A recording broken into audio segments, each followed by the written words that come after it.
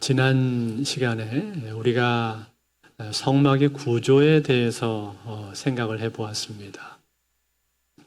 이 성막의 전체 구조는 남쪽에 20개, 또 북쪽에 20개, 그리고 서쪽에 8개의 널판으로 구성이 되어 있어서 총 48개의 널판으로 만들어져 있다라고 말씀을 드렸습니다.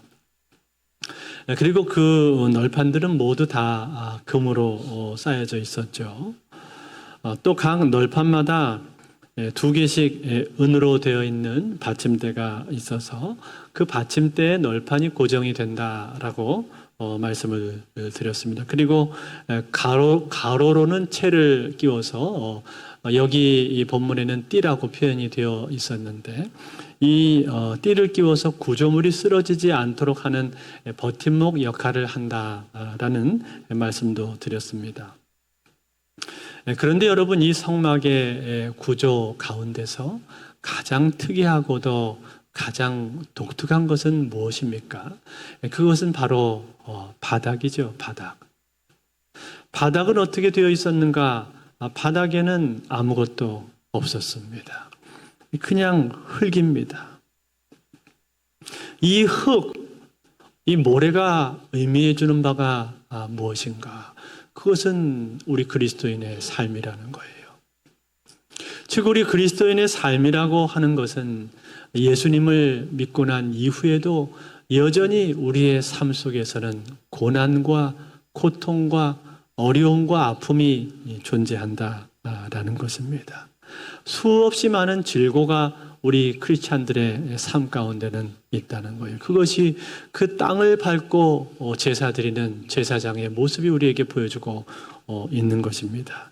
그렇지만 여러분, 그 성막 안에 흙바닥을 밟고 있는 그 제사장이 하나님 앞에 제사를 드릴 때 그 제사를 하나님께서 넉넉하게 받으시는 것처럼, 그리고 그 제사를 통해서 하나님의 영광을 그가 보게 되는 것처럼 우리는 주 안에서 여러 가지 많은 고난이 있음에도 불구하고 주 안에서 하나님의 영광을 볼 수 있다는 것입니다. 그것이 이 성막의 구조가 우리에게 보여주는 바였습니다. 여기까지 우리가 지난주에 같이 생각을 해봤고, 이제 오늘 우리가 읽은 이 본문에서는 뭐가 나오고 있습니까? 바로 성막의 지붕과 문이 나오고 있죠. 이 지붕은 어떻게 되어 있는가? 또 성막으로 들어오는 문은 몇 개가 있고 또 어떻게 되어 있는가 하는 것들이 오늘 나오고 있는데, 오늘 저는 여러분들과 함께 이 본문을 보면서 이 성막의 지붕과 문이 우리에게 주는 은혜가 무엇인지 그것을 함께 살펴보기를 원합니다. 먼저 1절 말씀에 보니까 1절에 이렇게 되어 있습니다. 너는 성막을 만들되 가늘게 꼰 배실과 청색, 자색, 홍색 실로 그룹을 정교하게 수놓은 10폭의 휘장을 만들지니. 자, 여기 보니까 제일 처음에 휘장을 만들라 그렇게 말씀을 했는데, 여기 나오는 이 휘장이라고 하는 것은 지붕을 덮는 덮개를 말하고 있는 것입니다. 전에 개역 성경에서는 이것을 앙장이라고 번역을 했었는데 여기서는 이것을 휘장으로 바꿔서 번역했습니다. 즉 일종의 카페트와 같은 큰 덮개를 말하는 것입니다. 이 덮개를 만드는데 거기에다가 술을 놓아서 그림을 그리라고 말을 했죠. 무엇을 그립니까?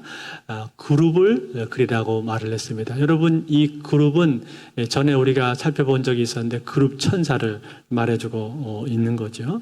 그래서 지성소 안에 들어가면 언약궤가 있는데 그 언약궤 위에 그룹 천사 둘의 형상이 거기 조각이 되어 있다 그렇게 말했습니다. 그 그룹의 모양으로 술을 놓는데 배실과 청색과 자색과 홍색 실을 가지고 술을 놓아라 그렇게 말씀을 했습니다. 여러분, 여기 나오는 이 4가지의 이 색깔들은요 각각 다 의미가 있는 것입니다. 제일 처음에 나오는 이 배실은 이 하얀색인데 이것은 그리스도의 순결함을 뜻하는 것이죠.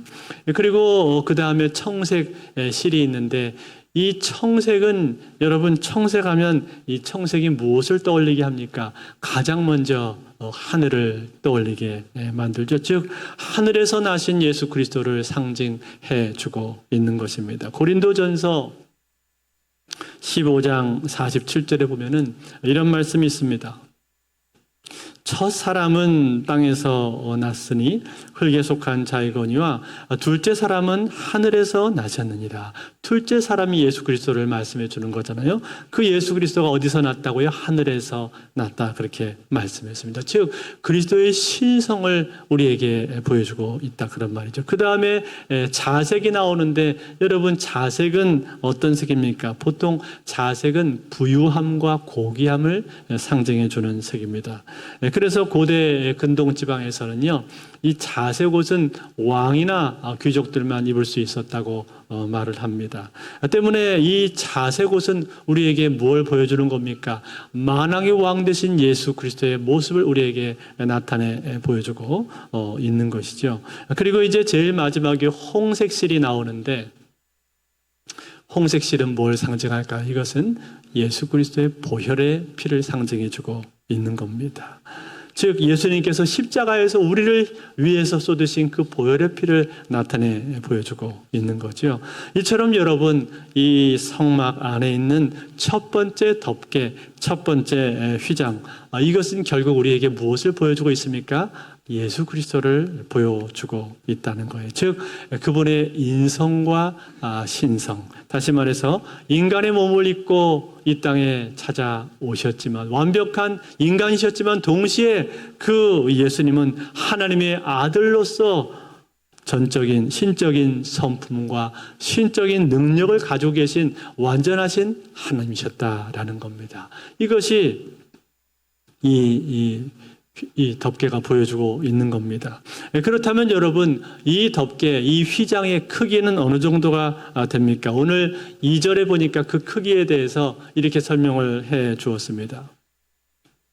매 폭의 길이는 28규빗, 너비는 4규빗으로 각 폭에 장단을 갖게 하고, 여러분 여기 이 폭이라고 하는 이것은요, 옷감의 넓이를 말하는 것인데 보통 옷감 장사하시는 분들이 한 폭, 두 폭 이렇게 말을 하지 않습니까? 그런데 한 폭의 길이를 얼마로 했는가 하니 28규빗이라고 말을 했습니다. 그러니까 1규빗을 50cm로 우리가 넉넉하게 계산을 했을 때 이것은 14m 정도가 나오는 것이죠. 그러니까 꽤 깁니다. 한 폭의 길이가. 너비는 어느 정도입니까? 4규빗이니까 약 2m 정도가 되는 거죠. 그것을 한 폭으로 잡아서 그 한 폭짜리를 총 10개를 이어서 붙인다. 그렇게 말씀을 했습니다. 그런데 여러분 이 10개를 한꺼번에 다 이어서 붙이는 것이 아니라 5개 그렇게 붙인다고 되어 있고 그 5개 붙인 2개의 천을 이어 붙인다 그렇게 말씀을 하고 있죠. 한번 볼까요? 3절에 나오는데 3절 말씀해 보시면 이렇게 나옵니다.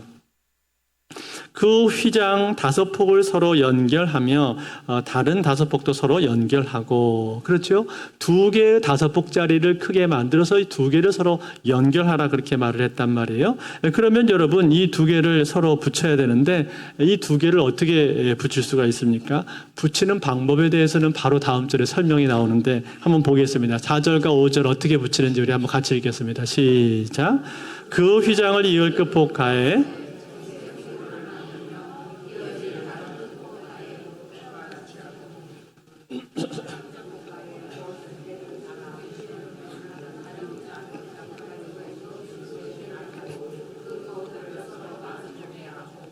자, 이게 무슨 말이냐면요. 5개씩 붙여놓은 그 큰 천 2개를 갖다 연결을 하는데 어떻게 연결을 한다는 거예요? 각급 부분에다가 청색 고를 단다 그렇게 말했습니다. 이 고라고 하는 것은 뭐냐면 고리를 말하는 거예요. 고리, 청색 고리를 여기다 달아가지고 50개의 고리를 촘촘하게 거기다가 단다고 얘기를 하는 거예요. 그리고 나서 이 2개의 천을 연결을 해야 되는데 연결하려면 또 뭐가 필요하겠습니까? 고리를 꿰 수 있는 갈고리 같은 게 있어야 되겠죠. 그 다음 절에 나옵니다. 6절 말씀 보시면은 제가 읽겠습니다. 금 갈고리 50개를 만들고 그 갈고리로 휘장을 연결하게 한 성막을 이룰지며. 그렇죠? 이 갈고리도 역시 50개를 만들어 가지고 그것을 휘장에다가 달아서 이 고리에다가 끼워서 연결을 하게 된다라는 겁니다. 여러분, 우리가 집에서 커튼 달 때도 어떻게 해요? 커튼 갖다가 고리에다가 이렇게 갈고리 같은 걸로 끼우게 돼 있잖아요. 마치 그런 식으로 이 두 개의 큰 휘장을 연결을 한다, 그렇게 얘기하는 겁니다. 여러분, 이렇게 하는 이유가 무엇일까요? 전체를 한꺼번에 다 연결해 버리게 되면은 그러면 이것을 설치하고 또 걷는 것이 쉽지가 않기 때문에 그런 겁니다. 더군다나 이스라엘 백성들은 계속해서 이동을 많이 해야 되지 않습니까?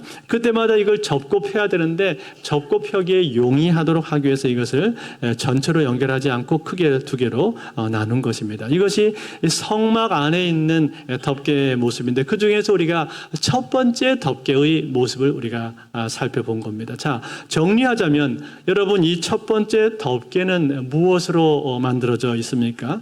천으로 되어져 있는데 배실과 청색과 자색과 홍색 실로 수를 놓아서 아름다운 무늬가 거기에 새겨져 있었습니다. 그러니까 여러분, 성막 안에서 이제 천장을 쳐다보면 어떻게 될까요? 위쪽을 바라보면 어떻게 보이겠습니까? 그 위에 천장에는 그룹 천사의 신비스러운 모습이 형형색색의 아름다운 색깔로 수가 놓아져 있는 거죠. 그러니까 그 안에서 보면 아름다운 천사들의 모습이 보이게 되어 있는 겁니다. 그렇지만 여러분, 밖에서 보면 이 모습은 보이지가 않습니다. 안에서 볼 때만 그 아름다운 모습을 볼 수가 있는 거죠.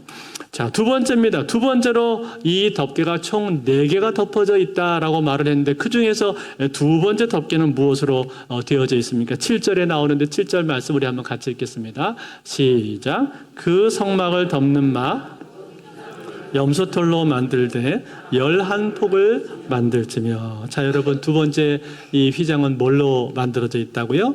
염소털로 되어 있다 그랬습니다. 이 염소털이라고 하는 것은 그 당시 유목민들의 천막 재료로 쓸 때 가장 많이 쓰던 흔한 재료였습니다. 왜냐하면 이 염소털은 습기를 막아주는 뛰어난 효과가 있었고 또 외형적으로 볼 때도 이 털이 길고 아름다워서 보기에도 괜찮았기 때문에 그렇습니다. 그런데 여러분, 이 두 번째 덮개는 그 크기가 어느 정도 됩니까? 11폭이라고 했으니까 아까 그 첫 번째 휘장에 비해서 조금 더 크기가 더 큰 것이죠. 그러니까 어떻게 했어요? 첫 번째 휘장을 충분히 덮고도 남음이 있는 것이죠. 즉 첫 번째 휘장을 보호해주는 역할을 이 두 번째 휘장이 덮어서 하고 있다라는 것입니다. 뿐만 아니라 여러분, 이 두 번째 휘장도 역시 첫 번째 휘장처럼 폭들을 여러 개를 겹쳐서 크게 두 개를 만들고 이 두 개의 큰 천을 또 고리로 연결했다라고 말을 하고 있는데 역시 연결하는 방식은 동일합니다.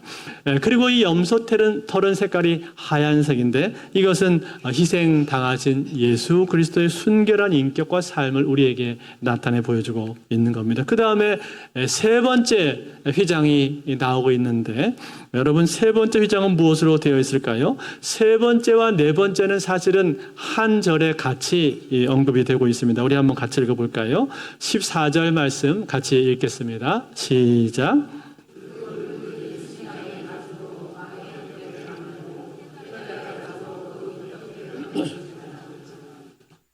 자, 세 번째 덮개는 뭘로 만들었다고요? 붉은 물 들인 순양의 가죽으로 만들었습니다.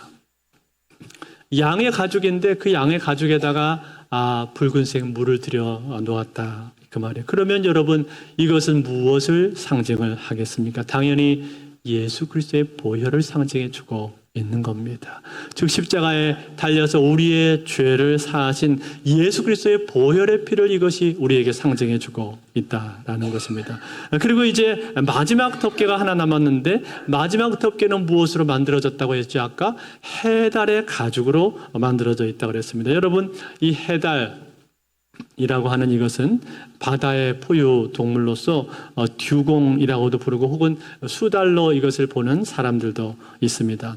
이 해달의 가죽이라는 것은 대단히 튼튼해서 바람을 잘 막아주고 또 햇볕의 자극에도 강해서 잘 썩지 않는다는 그러한 특징이 있습니다. 그만큼 견고하다라는 것이죠.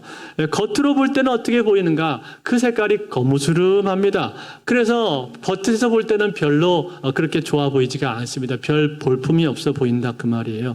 그렇지만 기능적으로 볼 때는 어떤가? 기능적으로 볼 때는 이 해달의 가죽은 대단히 견고하고 튼튼하다는 특징을 가지고 있습니다. 자, 이것이 성막 위를 덮고 있는 4개의 덮개의 모습입니다. 이걸 제가 설명을 다 드렸는데 이제 한번 사진으로 봐야 되겠죠. 네, 한번 그림으로 한번 보도록 하겠습니다. 자, 저것이 이제 성막 위에 덮고 있는 4개의 덮개의 모습인데 본래는 저게 겹쳐져 있기 때문에 저렇게 보이지가 않고 맨 위에 것만 보입니다. 그 밑에 있는 것들은 가려져서 보이지 않는데 우리가 이해를 돕기 위해서 저렇게 이제 펼쳐 놓은 것이죠. 저렇게 4개의 덮개가 사용이 되는 것이고 하나씩 우리가 살펴보자면 자세히 보자면 두 번째 그림을 한번 보시면은 자, 이것이 지금 뭐냐면은 첫 번째 덮개입니다. 배실과 청색과 자색과 홍색 실로 술을 놓아서 아름다운 무늬를 만든 것이죠. 이 무늬가 왼쪽에 보이는 저 무늬가 그룹 천사의 무늬인 것입니다.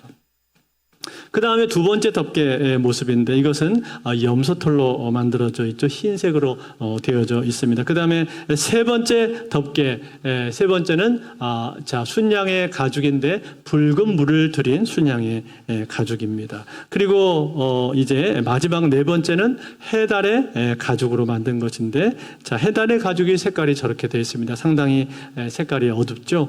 그래서 여러분 실제로 밖에서 우리가 성막을 볼 때는 어떻게 보이겠습니까?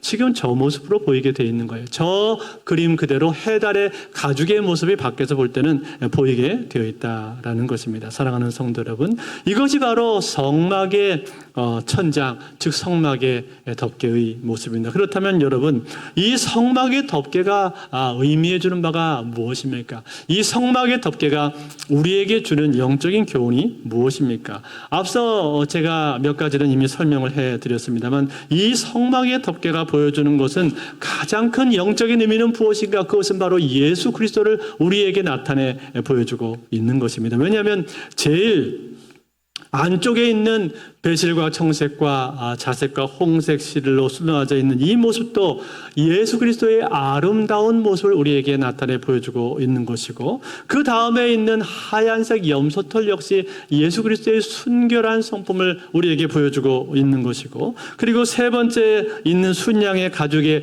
붉은 물을 들인 것 이것은 예수 그리스도의 십자가의 보혈을 나타내 준다 그랬고 그리고 맨 마지막에 있는 수달의 가죽 이것이 우리에게 나타내 주는 바는 무엇입니까? 그것은 겉으로 볼 때는 별로 볼품이 없고 투박하기 짝이 없지만 그러나 이 해달의 가죽은요 예수 그리스도의 강인하고 강직한 성품을 우리에게 나타내 보여주고 있는 겁니다. 결국 이 모든 것은 누구를 향해서 집중되어 있다고요? 예수 그리스도를 향해서 집중되어 있는 거예요. 예수 그리스도 중심으로 이 성막이 구성되어 있다라는 것을 우리가 알 수가 있는 거죠. 그런데 여러분 이 성막 이 모습을 밖에서 볼 때는 어떻다고 얘기를 했습니까? 밖에서 사람들이 쳐다볼 때는 이러한 덮개들의 모습들이 다 자세히 보이지가 않기 때문에 제일 겉에 있는 수달의 가죽밖에는 보이지가 않는다는 거예요. 그러니까 어떻게 보이겠습니까? 이 성막의 모습이 상당히 투박하게 보입니다. 얼핏 볼 때는 별 매력적으로 보이지 않고 매력이 없게 보인다는 거예요. 그렇게 멋지지도 않고 볼품없이 보이는 것이 바로 이 성막의 모습입니다. 그렇지만 여러분 안으로 들어가면 들어갈수록 어떻습니까? 안으로 들어가면 들어갈수록 조금씩 더 고급스럽고 점점 더 부드럽고 점점 더 아름다워지는 그 모습을 우리가 볼 수가 있다는 거예요. 이것이 무엇을 보여주고 있는 거예요? 이것이 예수 그리스도의 모습을 우리에게 보여주고 있는 겁니다. 사랑하는 성도 여러분, 그렇습니다. 예수님은요 별 볼품이 없었습니다. 그분은 인간적인 눈으로 바라볼 때는 그렇게 매력적인 분이 아니셨습니다. 우리는 보통 예수님 하면 어떻습니까? 예수님 멋진 분으로 생각을 하잖아요. 아주 잘생기고 멋진 예수님을 떠올리지 않습니까? 왜 그렇습니까? 왜냐하면 우리는 초상화를 많이 봐서 그런 거예요. 유명한 화가들이 초상화 그릴 때 예수님 얼굴을 잘생기게 그렸거든요. 그래서 우리의 머릿속에는 예수님 하면은 굉장히 외모가 멋진 분으로 생각을 하는데 사실은 그렇지 않습니다. 어떻게 아냐고요? 성경에서 그걸 말하고 있지 않습니까? 이사야서 53장 2절 말씀 우리 같이 한번 보겠습니다. 같이 한번 있습니다. 이사야서 53장 2절 시작. 그는 주 앞에서 자라나기를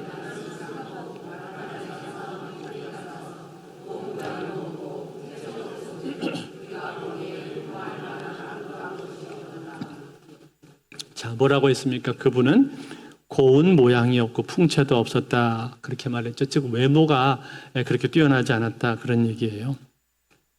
뿐만 아니라 그분은 얼핏 볼 때 흠모할 만한 아름다운 모습으로 그렇게 보여지지 않았습니다. 즉 그분은 겉모습으로 볼 때는 사람을 끄는 호감형이 아니었다는 얘기입니다. 오히려 그분은 평범하기 그지없어서 사람들로부터 관심을 받지 못했고 별다른 이목을 집중시키지 못했다는 거예요. 그것이 그분의 외형적인 모습의 특징이었다는 거예요. 그런데 여러분, 그 예수님을 알아가면 알아갈수록 어떻습니까? 그분의 그 매력에 우리가 느끼게 되는 거죠. 그분과 대화를 나누게 되면은 그분 우리가 알게 되는 것이고, 그분의 눈빛을 바라보고 그분과 같이 시간을 보내면서 그분의 인격을 마주 대하게 되는 겁니다. 그 인격을 우리가 마주 대하게 되면은 그분은 한없이 따뜻한 분이신 것을 우리가 알게 되는 것이고, 나의 이야기를 잘 귀 기울여서 들어주시는 분이신 것을 알게 되는 것이고, 나를 용납해 주시고 나를 사랑해 주시는 분이라는 걸 알게 되는 거지요. 온유하고 겸손하신 분인 것을 알게 된다. 그 말이죠. 한없이 부드러운 성품을 가지고 계신 분인 것을 알게 되는 겁니다. 뿐만 아니라 제자들을 섬길 때도 보면 어떻게 섬겨주셨습니까? 제자들을 사랑으로 섬기셨고, 제자들 한 사람 한 사람을 일일이 다 발을 씻겨줄 정도로 그렇게 겸손하게 섬겨주셨잖아요. 또 아이들이 주변에서 계속해서 정신없이 왔다 갔다 할 때는 어떻게 하셨습니까? 어린 아이들이 내게 오는 것을 금하지 말라 하시면서 그 아이들을 사랑으로 안아주셨습니다. 이것이 예수님의 아름다운 모습이셨어요. 물론 바리새인들과 서기관들에 대해서는 거침없이 그들을 향해서 저주를 퍼붓기도 하셨지만, 그러나 그것은 그분의 공의를 나타내 보여주신 것이고, 당신의 사랑하는 자녀들을 향해서는 예수님께서는 한없는 자비와 한없는 사랑을 부어주셨다라는 거예요. 그 사랑의 절정이 무엇입니까? 바로 십자가 아닙니까? 오늘 우리 성가대가 찬양한 것처럼 그 예수님의 사랑의 절정이 바로 십자가 아닙니까? 예수님께서 우리를 위해서 십자가에 달리시고 십자가상에서 물과 피를 다 쏟으신 것 아닙니까? 그것이 예수님의 사랑이란 말이에요. 그처럼 모든 것을 다 쏟아서 우리를 사랑하시고 용납해 주시는 분이 바로 예수님이십니다. 이 성막의 덮개는 예수님의 인격과 성품을 우리에게 보여주고 있다는 거예요. 사랑하는 성도 여러분, 그렇습니다. 예수님은요, 사람들을 자동으로 끌어당기는 분 아니었습니다. 자동적으로 사람들이 예수님을 보고 나오게 되는 그런 분이 아니셨다, 그 말이에요. 사람들은요, 그래서 처음에 예수님 볼 때 고개를 돌립니다. 그깟 예수 믿을 필요가 뭐가 있어? 예수를 믿을 바에는 차라리 내 주먹을 믿겠다. 그렇게 사람들은 말을 합니다. 예수 믿는 사람들은 좀 답답해 보여. 그렇게 말을 하기도 합니다. 또 어떤 사람들은 이렇게 말합니다. 예수 믿어서 좋을 거 없다. 교회다 헌금만 갖다 냈지. 주말에 또 시간이 아깝잖아. 그렇게 얘기를 하기도 합니다. 그러면서 예수 믿는 것에 대해서 폄하를 합니다. 뿐만 아니라 어떤 사람들은 예수 믿는 것은 나약한 사람들이나 믿는 거지, 나처럼 정신이 똑바로 박힌 사람은 예수 믿을 필요 없다. 그럴 시간 있으면 나가서 놀겠다. 그렇게 말을 하는 사람들도 있습니다. 그처럼 예수님은요, 자동으로 사람들을 끌어당기는 분이 아니셨다는 거예요. 그런데 여러분, 더 심각한 건 무엇인지 아세요? 교회를 다니면서도, 교회를 다니는 사람들 중에도 이렇게 말을 하는 사람들이 있다는 겁니다. 예수 믿는 것은 일종의 교양을 쌓는 거랑 비슷한 거야.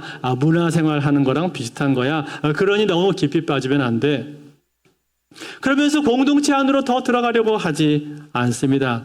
즉 주님을 더 깊이 알려고 하지 않는다. 그런 말이에요. 때문에 여러분, 주님을 더 깊이 알려고 하지 않기 때문에 결국 이런 사람들은 무엇만 바라보는 것입니까? 마치 성막 바깥에서 해달의 가죽만 계속 쳐다보고 있는 것과 똑같다 이 말이에요.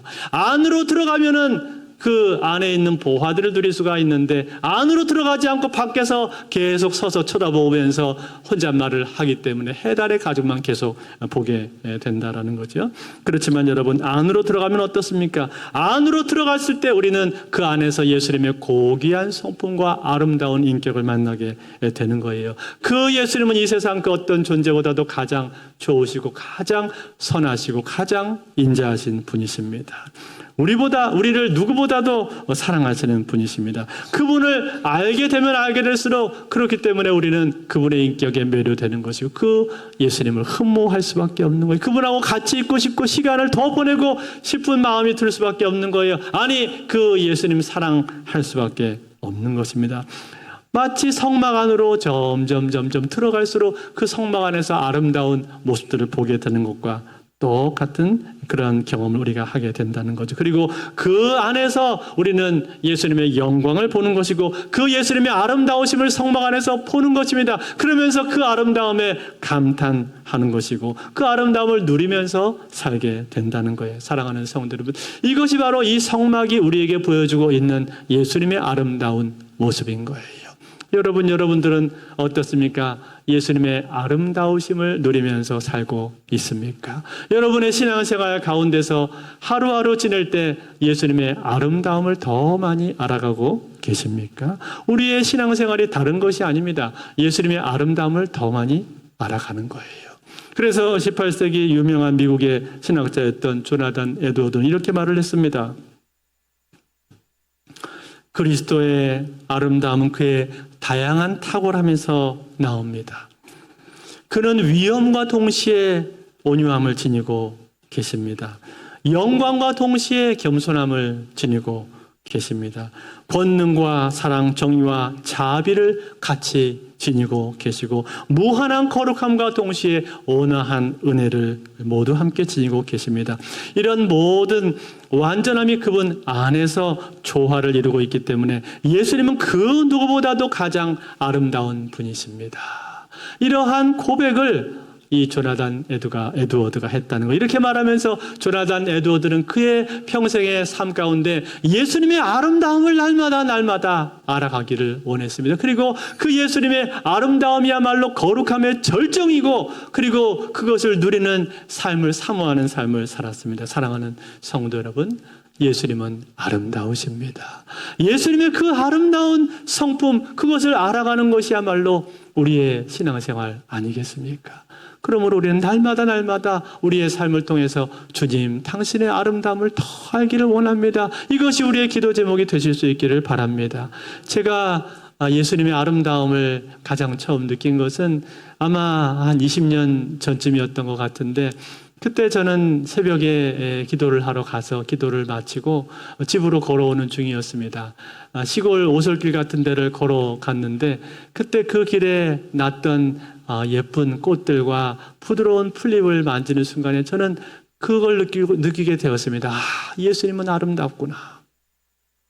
그 자연을 통해서 자연 속에서 다가오셨던 주님, 그 예수님이 얼마나 아름다우신지를 그때 처음 느낀 것 같아요. 그리고 그 이후로 제가 신앙생활 하면서 늘 마음속으로 열망하는 것은 예수님을 더 알게 되기를, 예수님의 아름다움을 더 느끼게 되기를, 그것이 제 마음의 소원입니다.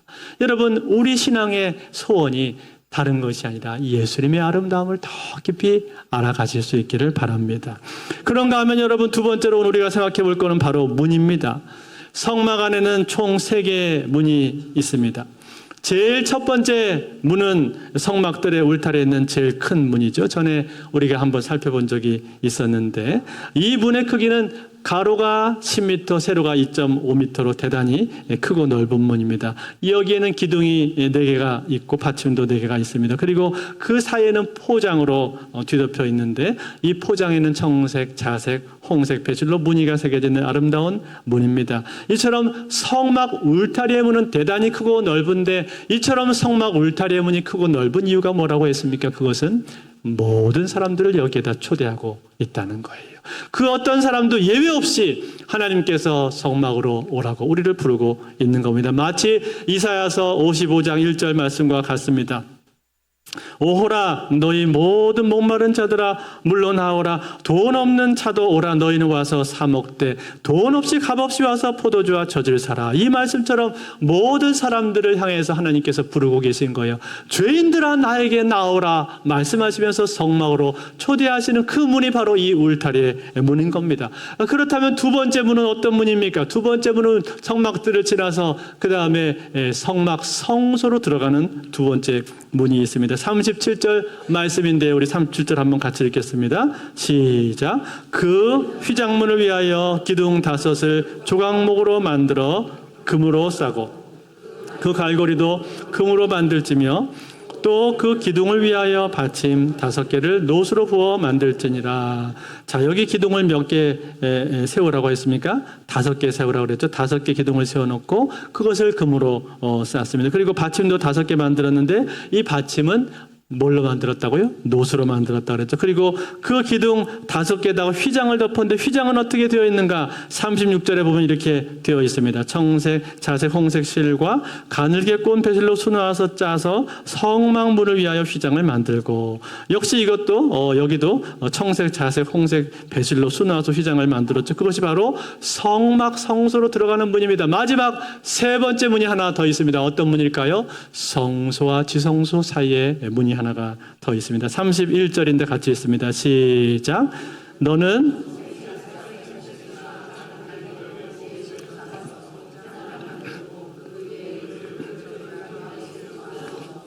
자, 마지막 지성소로 들어가는 이 문의 휘장이 있는데 그 휘장에다가는 무엇을 수놓으라고요? 그룹을 수놓으라고 그랬죠. 그룹 천사의 모습을 수놓으라고 말씀했습니다. 그리고 여기도 역시 기둥이 있을 텐데 기둥은 몇 개냐면 32절에 보면 기둥이 4개라고 나와 있습니다. 그러니까 여기는 기둥도 4개, 받침도 4개인데 그 받침은 뭘로 되어 있냐? 은으로 되어 있습니다. 그러니까 여러분 어떻습니까? 안으로 들어가면 들어갈수록 더 재료가 좋은 재료가 사용되고 있는 거죠. 그리고 이 문의 크기는 어느 정도 되는가? 바깥 울타리의 문은 대단히 넓었지만 이 성소의 문과 지성소로 들어가는 이 문은요 가로 5m, 세로 5m로 크기가 같습니다. 그런데 차이점이 있어요. 차이점이 뭐가 있을까요? 기둥의 개수가 달랐죠. 성소는 5개, 지성소는 4개였습니다. 또 한 가지 차이점이 있습니다. 뭐가 다른가? 휘장에 새겨져 있는 그림의 모습이 다릅니다. 그룹 천사는 어디에만 있습니까? 지성소에만 있어요. 지성소에만 하늘에도 그룹 천사가 있고 그리고 휘장에도 그룹 천사가 있다라는 거예요. 자, 요거 그림으로 한번 살짝 봐야 되겠죠. 자, 그림으로 보겠습니다. 저것이 이제 문입니다. 문 아래에 있는 것이 성소의 문이고 저 위쪽에 있는 것이 지성소로 들어가는 문입니다. 그러니까 지성소로 들어가는 문에는 그룹 천사가 새겨져 있고 기둥이 4개고 밑에는 5개라는 거예요. 자, 이것이 성막의 문의 모습인 거예요. 사랑하는 성도 여러분. 그렇다면 이 성막의 문이 우리에게 보여주는 바는 무엇입니까? 우리에게 나타내주는 영적 의미는 무엇입니까? 여러분, 이 성막의 문은요 제한이라는 의미를 보여주고 있습니다. 무슨 말이냐? 안으로 들어오는 길에 있어서 우리에게 제한을 나타내주고 있다는 거예요. 즉 울타리문, 처음에 성막들의 울타리문은 가장 크고 넓습니다. 거기에 들어오지 못할 사람은 없습니다. 누구나 다 들어올 수가 있어요. 죄인들이 모두가 다 울타리를 통과해서 들어갈 수 있게 되어 있습니다. 그렇지만 여러분, 그곳을 통과해서 성막으로 들어가는 성소의 문은 어떻습니까? 거기는 제사장만 들어갈 수가 있습니다. 그곳을 제사장만 들어갈 수 있다면 그 다음에 지성소의 문은 어떻습니까? 지성소의 문은 누구만 들어갈 수 있어요? 대제사장만 들어갈 수 있습니다. 대제사장만, 그것도 1년에 단 한 번 대속죄일 날만 거기 들어갈 수가 있다는 거예요. 뭘 보여주는 거예요?